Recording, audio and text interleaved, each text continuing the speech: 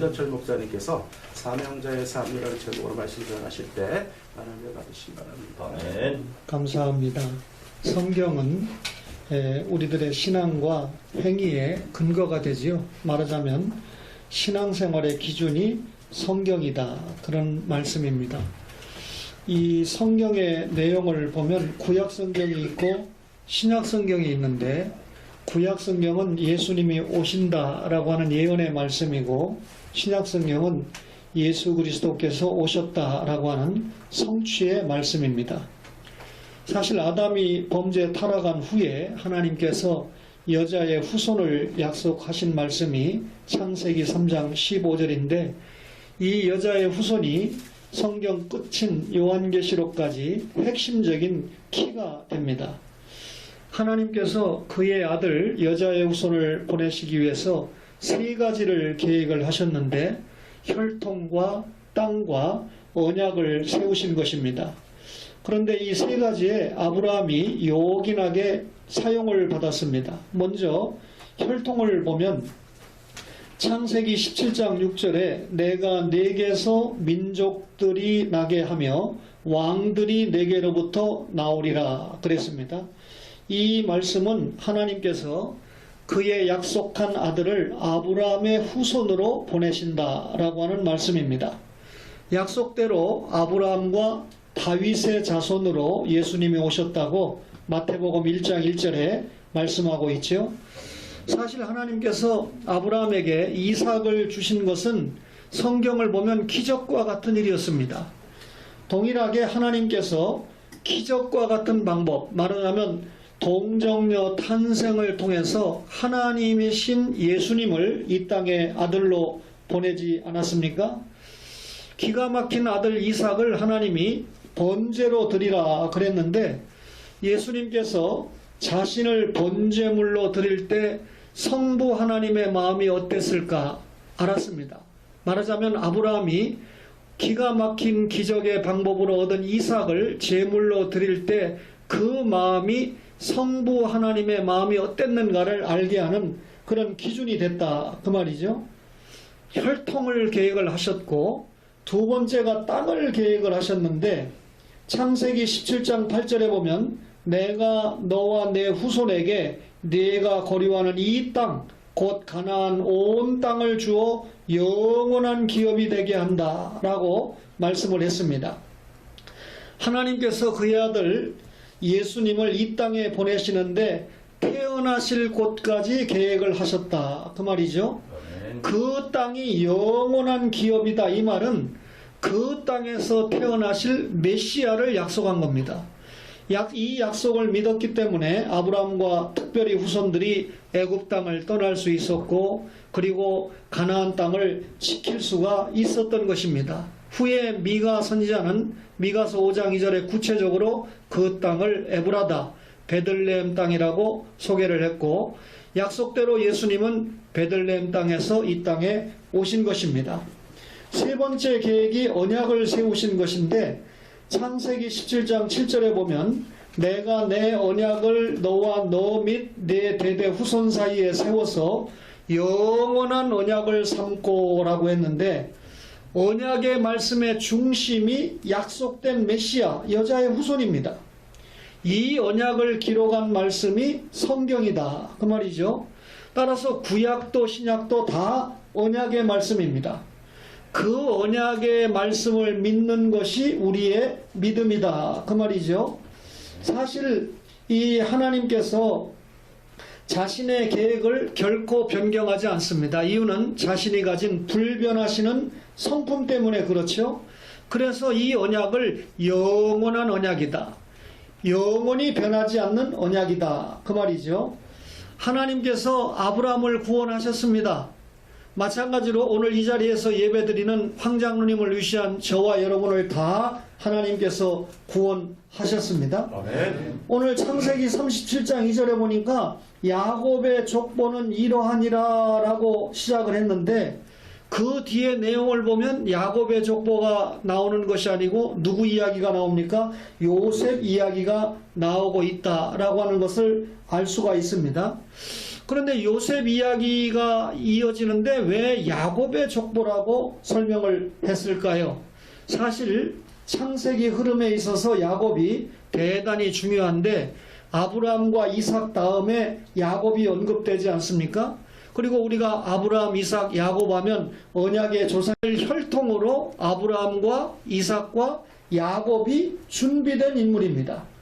그런데 야곱은 이를 알고 사실은 형 에서가 혈통을 이어야 되는데 이런 구속 역사를 알았기 때문에 자신이 장자가 되기 위해서 그렇게 지대한 관심을 가졌던 겁니다. 말하자면 메시아의 혈통을 이을 자가 누구냐라고 하는데 야곱이 엄청난 관심을 가졌고 마침내 자신이 장자권을 가지게 되지 않습니까? 야곱에게 있어서 또 다른 관심사가 있었다면 자신에게 하나님 12아들을 선물로 주셨는데 그 12아들 가운데 아브라함, 이삭, 야곱 다음에 혈통을 이을 사람이 누군가, 그 계대가 누군가에 야곱은 관심이 있었습니다. 당연히 그 장자인 루벤이 이 혈통을 이어야 되는데 루벤은 서모와 그릇된 일을 벌임으로 말미암아 장자권을 상실했습니다. 다음 차자인 시므온과 레위가 이어서 이 장자권을 이어야 되는데 시므온과 레위는 하나님의 거룩한 성례인 할례를 사적인 보복의 도구, 살인의 도구로 사용한 일로 말미암아 역시 장자권에서 멀어졌습니다. 그래서 네 번째 아들인 유다가 장자권을 잇기는 했지만 장자의 역할을 제대로 하지 못했습니다. 이유는 며느리 다말과 부끄러운 일을 행했기 때문에 장자권은 이었지만 장자의 역할을 할 수가 없었다 그 말이죠. 그래서 야곱 가문의 실질적인 장자가 요셉이 되었는데 요셉은 혈통의 계대는 잊지 못했지만 역대상 5장 2절에 보면 실제 장자의 역할을 요셉에게 하나님께서 맡기셨다라고 하는 것을 알 수가 있습니다.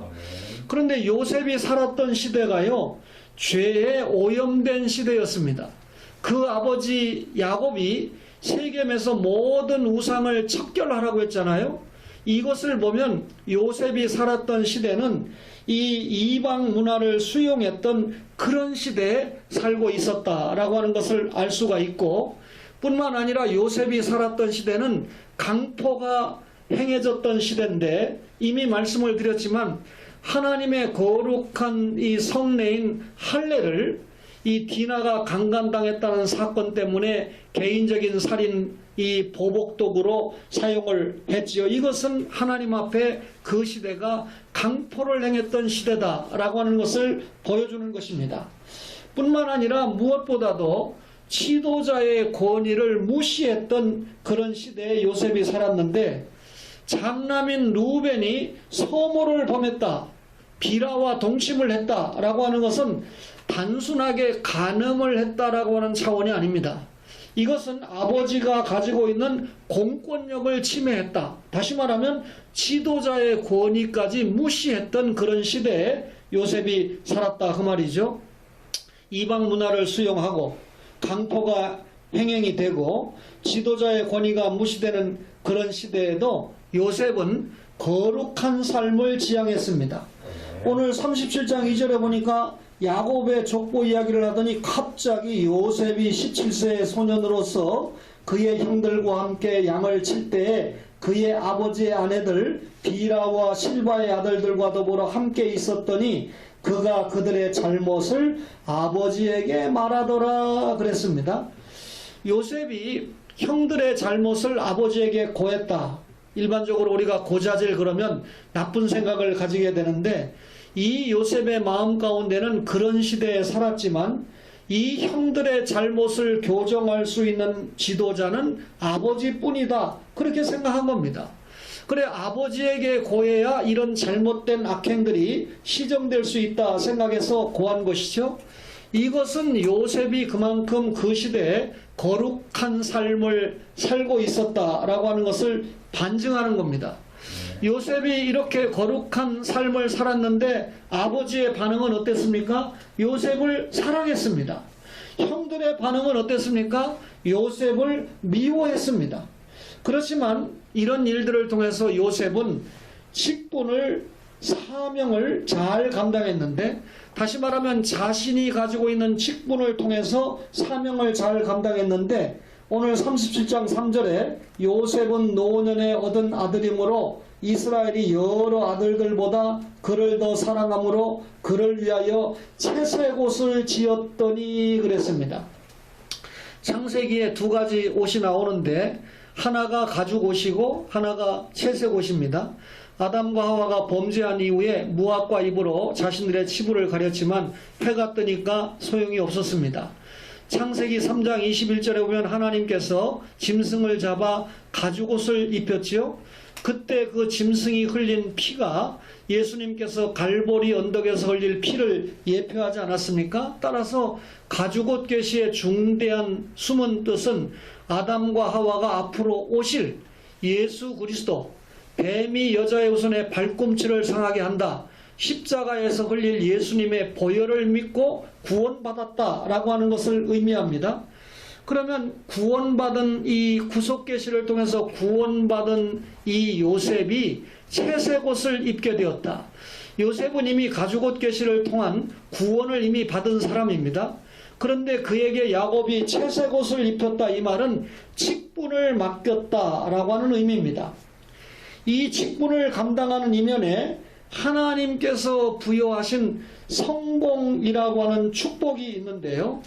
요셉이 어떻게 성공했습니까? 라고 할 때 그가 형통한 사람이었다 라고 하는 것입니다. 아멘. 사실 요셉이 보디발 장관의 집에 팔려갔었잖아요. 그런데 보디발 장관이 요셉이 하나님께서 함께 하심으로 말미암아 형통했다라고 하는 사실을 보았습니다. 이것을 볼 때 이 보디발은 불신자거든요. 그런데 이 하나님의 자손이라고 하는 요셉이 하나님께서 그와 함께 하심으로 형통하게 되었다라는 것을 보았다는 것은 성공이라는 게 뭡니까? 신앙 인격적인 차원에서 성공해야 된다, 그 말이죠. 아멘. 두 번째는요, 지혜와 직무 수행 차원에서 성공을 해야 되는데, 지혜와 직무 차원에서 성공한다라고 하는 것은 일을 잘해서 결실을 맺는 차원의 성공입니다. 아멘. 예수를 잘 믿는다고 해서 사회적으로, 문화적으로 소외되거나 지체가 되면 안 된다, 그 말이죠. 장로님께서 미국에 다녀오실 때 저는 어느 재단에서 초대를 해주어서 잉글랜드와 스코틀랜드를 다녀왔습니다. 그런데 영국의 히드러 공항에 내리자마자 저를 초대해준 단체에 안내하시는 분이, 신목사님 네 분이 이곳을 2주 동안 돌아보는데 단 1파운드도 사용하시면 안 됩니다. 저의 경제적인 사정을 생각해서 청교도 유적지와 장로교 본산을 이번에 잘 돌아보고 왔습니다. 제가 제 아들 나이에 그곳을 돌아보았다면 제 사역을 하는데 참 더욱 요긴했겠다 싶은 생각이 들었지만, 그래도 저는 하나님의 절대 주권과 그 때를 믿는 사람이기 때문에 하나님께서 이번에 돌아보게 하신 특별한 뜻이 있다 생각하는데, 돌아보면서 목사가 말씀만 잘 전하고 사회적인 문화나 이런 일에서 소외가 되는 것은 참 유익한 일은 아니겠다 생각을 했는데, 마지막에 이 인도자가 저희들의 마음을 캐치했는지, 용서하세요, 그 영국의 한 거리에 큰 이 극장에서 맘마미아라고 하는 연극을 봤는데, 실질적으로 그 본산에서 보니까 좀 오는 감동이 있더라고요. 마지막에 주연 배우가 아이의 드림 하고 가는 그 장면은 눈물까지 맺히게 할 정도의 그런 차원이었는데, 요셉이 사회적으로 문화적으로 소외되지 않았어요. 자신의 이 직무를 잘 수행을 했는데, 성경에 보니까 어릴 때 아버지 심부름 잘했지요. 보디발 장관의 집에 가서는 얼마나 충실하게 직무를 잘 감당했는지 가정 총무가 되지 않았습니까? 그만 감옥에 갇히는 비극적인 일이 있었는데 감옥에서도 신세한탄하지 않고 자신에게 부여된 직무를 충실하게 수행을 해서 마침내 총리가 되지 않았습니까? 아멘. 총리가 되었을 때는 나라의 중을 잘 이끌었잖아요. 아멘. 거기에서 끝나면 제가 설교 잘 못했다 생각합니다. 사실 마지막 성공에서 꼭 말할 수 있는 것은 하나님께서 자신을 이 땅에 보내신 사명을 완수하는 그것이 성공이죠. 아멘. 왜 요셉이 총리가 되었을까요? 이 총리가 되었을 때 그것을 통해서 어떤 성공이 나타났습니까? 결국 총리를 시켜주신 하나님의 뜻을 이루어드리는 그런 성공을 했다. 그 말이죠. 아멘. 하나님은 아브라함과 약속을 했습니다. 씨와 땅을 약속을 했지요. 그런데 아브라함의 후손의 수가 아직은 미약합니다. 아브라함의 후손들의 세력이 아직도 약합니다. 그런데 이 하나님의 구속 역사에 사용을 받을 만한, 분명히 아브라함과 이삭과 야곱이 약속을 받았지만 그 후손들의 숫자도 약하고 힘도 약한 가운데 있는데 요셉을 애굽 땅에 먼저 보냈다는 것이죠. 그런데 그 보내는 과정이 형들에게 팔리는 과정에 의해서 보냄을 받지 않았습니까? 그런데 요셉이 창세기 45장 7절에 하나님이 큰 구원으로 당신들의 생명을 보존하고 당신들의 후손을 세상에 두시려고 나를 당신들보다 먼저 보내셨나니 라고 이야기를 했습니다. 아멘. 얼마나 멋진 신앙 고백입니까? 다시 말하면 참된 성공은 하나님의 뜻을 아는 것이라고 하는 것을 보여주는 것이죠. 아멘. 그리고 참된 성공이라는 것은 하나님의 뜻을 앓는 데서 끝나는 것이 아니고 순종하는 것이라는 겁니다. 아멘. 하나님의 목적을 이루기 위해서 자신을 드렸다라고 하는 것이죠. 제가 어제 선한교회에서 후배 목사님을 만났는데 자기 교회에 고영일이라고 하는 집사님이 출석을 하시는데 황장로님하고 초등학교 동창이라고 이야기를 하더랍니다. 근데 보통 동창이 아니고 어렸을 때 황장로님 댁에 자주 놀러 갔는데 아버지가 경찰에 수사과장을 하실 때였대요. 그런데 그 어머니가 가기만 하면 춥고 배고픈 시대에 얼마나 따뜻하게 대해주고 얼마나 맛있는 걸 많이 얻어먹었던지 그게 생각이 나서 많이 갔었는데 그분이 그런 말을 하더랍니다. 황장로님의 성공은 그 어머니의 백에 있었다. 아멘. 그분도 신앙을 가지고 있는 분이거든요. 그 어머니가 저는 기도의 사람이다 라고 하는 증언은 확실하게 우리 박 장로님이나 여러분들에게 받았는데 아멘. 그 어머니가 이렇게 친구들에게 어려서부터 그때 다 어렵고 힘든 시절 아닙니까? 그렇게 따뜻하게 대해주셨다고 하는 직접적인 이 증언을 받고 얼마나 감사했는지 모릅니다. 아멘. 하나님의 뜻을 알고 하나님의 뜻에 순종하는 것이 성공인데 요셉이 일약 국무총리가 됐다. 그것도 다른 나라에 가서 국무총리가 됐다는 유명 인사로 끝났다면 참된 성공이라고 보지 못할 거예요. 야곱의 족보를 이야기하다가 전부 요셉 이야기 아닙니까? 끝에까지. 그런데 야곱의 족보라고 써놓은 이유가 뭘까요? 하나님께서 아브라함과 이삭과 야곱에게 약속하신 언약이 이루어지게 하는데 야곱의 12아들 가운데 요셉이 그렇게 사용을 받았는데 그것이 곧 야곱의 족보가 된다라고 하는 말씀인데 창세기 37장 마지막 절인 36절에 보면 요셉이 애굽에서 바로의 신하 친위대장 보디발에게 팔렸다라고 하는 장면의 이야기가 나오고요.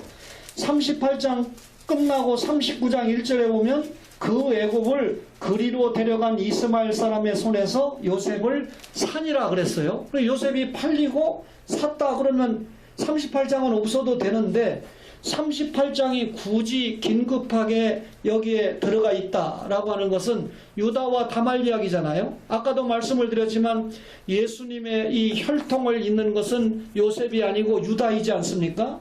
그러니까 유다의 자손 다윗을 통해서 예수님이 이 땅에 오지만 장자의 역할을 요셉이 감당하므로 결국 하나님께서 약속한 여자의 후손이 이 땅에 오는데 아무런 문제가 없도록 사용받은 인물이 그 시대에 요셉이라고 하는 의미가 되지 않습니까?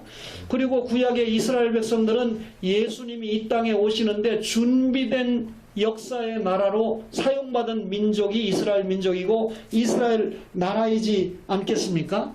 말하자면 요셉 이야기가 진행되다가 38장에 유다 이야기가 끼었다. 이 말은 무슨 말이냐면 요셉이 하나님의 구속 역사에 하나님의 뜻을 알고 사용받으면서도 예수 중심으로 살았다라고 하는 것을 의미하는 것입니다. 아멘. 이유는 유다를 통해서 예수 그리스도가 오는 것을 알고 있었다는 것이죠. 따라서 요셉의 성공 자체는 예수 그리스도를 믿는 믿음을 생활에서 나타냄으로 나타났다. 그 말입니다.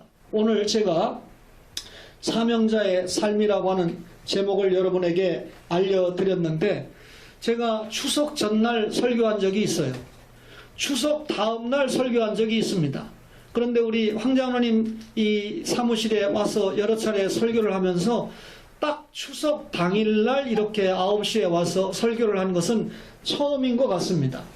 그런데 저도 그렇지만 여러분들도 추석 당일인데 뭐 사회를 보시는 유 목사님도 그렇고 또 예배위원장인 박장로님도 그렇고 기도하신 임전도사님도 그렇고 지금 가족들이 다 모여있을 시간이고 아니면 자신이 또 부모 형제의 집을 찾을 수 있는 그런 시간인데 변함없이 토요 예배에 함께 참석을 해서 예배를 드리고 있다라고 하는 것 참 귀한 일이라고 생각합니다.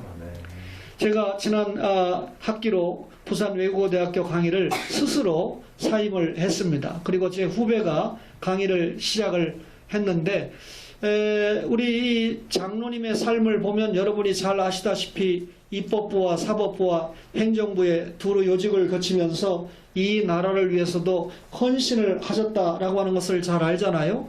그런데 그 헌신 자체가 이런 예배 시간에 언급이 될 수 있었던 중요한 이유는 기독 정치인으로 기록을 했다라고 하는 것입니다.